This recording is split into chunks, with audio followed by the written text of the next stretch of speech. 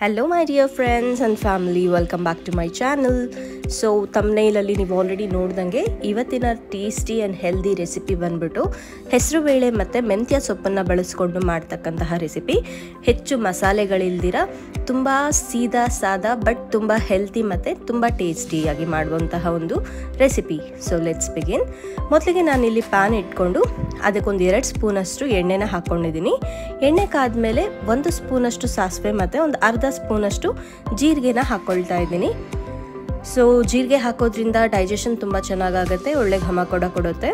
ಈಗ ಸಾಸಿವೆ ಮತ್ತು ಜೀರಿಗೆ 2 ಚಿಟ್ಕುಟ್ಟೋವರೆಗೂ ಕಾಯಬೇಕು. 2 ಚಿಟ್ಕುಟ್ಟಿದ ನಂತರ ಇದಕ್ಕೆ ಒಂದು ಪವರ್ಫುಲ್ ಇಂಗ್ರೀಡಿಯೆಂಟ್ ಅಂದರೆ 1 ಹಿಡಿಯಷ್ಟು ಫ್ರೆಶ್ ಕರಿಬೇವನ್ನ ಹಾಕ್ಕೊಳ್ತೀವಿ.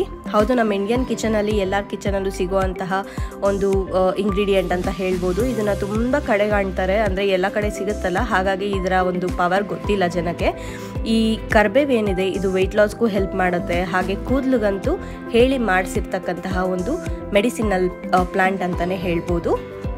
ಸೊ ಕರಿಬೇವು ಹಾಕಿದಾದ್ಮೇಲೆ ಈಗ ನಾನು ಇದಕ್ಕೆ ಒಂದು ಮೀಡಿಯಮ್ ಸೈಜಷ್ಟು ಈರುಳ್ಳಿನ ಹಚ್ಚಿಟ್ಕೊಂಡಿದ್ದೆ, ಅದನ್ನು ಇಲ್ಲಿ ಹಾಕ್ಕೊಳ್ತಾ ಇದ್ದೀನಿ. ಸೊ ಈರುಳ್ಳಿ ಒಂದು ಸ್ವಲ್ಪ ಕ್ಯಾರಮಲೈಸ್ ಆಗೋವರೆಗೂ ಅಥವಾ ಲೈಟಾಗಿ ಒಂದು ಕಂದು ಬಣ್ಣಕ್ಕೆ ಬರೋವರೆಗೂ, ಹಸಿ ವಾಸನೆ ಹೋಗೋವರೆಗೂ ಹುರ್ಕೋಬೇಕು. ಸೊ ಈಗ ಇದು ಈ ಥರ ಕಂದು ಬಣ್ಣಕ್ಕೆ ಬಂದಿದೆ.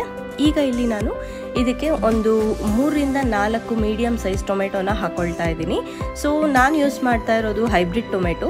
ಸೊ ಉದ್ದುದ್ದ ಇರುತ್ತಲ್ಲ ಆ ಒಂದು ಟೊಮೆಟೊ, ಅದರಲ್ಲಿ ಹುಳಿ ಇರೋದಿಲ್ಲ, ಜಾಸ್ತಿ ಒಂಥರ ಮೈಲ್ಡ್ ಸ್ವೀಟ್ ಟೆಕ್ಸ್ಚರ್ ಕೊಡುತ್ತೆ.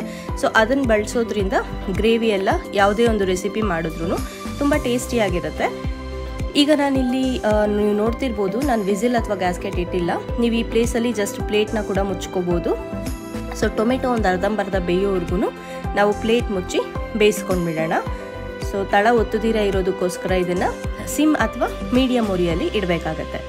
ಸೊ ಒಂದು ಸ್ವಲ್ಪ ತಾದ್ಮೇಲೆ ನೀವು ನೋಡ್ತಿರ್ಬೋದು, ಟೊಮೆಟೊಲಿರುವಂತಹ ನೀರಿನ ಅಂಶ ಕಮ್ಮಿ ಆಗಿದೆ.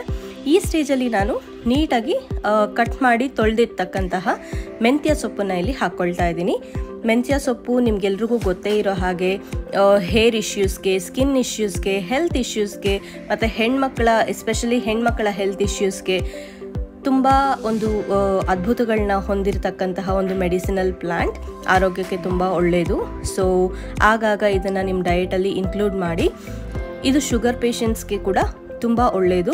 ಸೊ ಹಾಗಾಗಿ ತಪ್ಪದೆ ಇದನ್ನು ನಿಮ್ಮ ರೆಸಿಪೀಸಲ್ಲಿ ಆಗಾಗ ಇನ್ಕ್ಲೂಡ್ ಮಾಡ್ತೀರಿ. ಸೊ ಇದು ಜಾಸ್ತಿ ಟೈಮ್ ತೊಗೊಳ್ಳೋದಿಲ್ಲ, ಬೇಗ ಬೆಂದುಬಿಡುತ್ತೆ. ಈಗ ನೀವು ಫ್ಲೇಮ್ನ ಸ್ವಲ್ಪ ಹೈಯಲ್ಲಿ ಇಟ್ಕೋಬೋದು.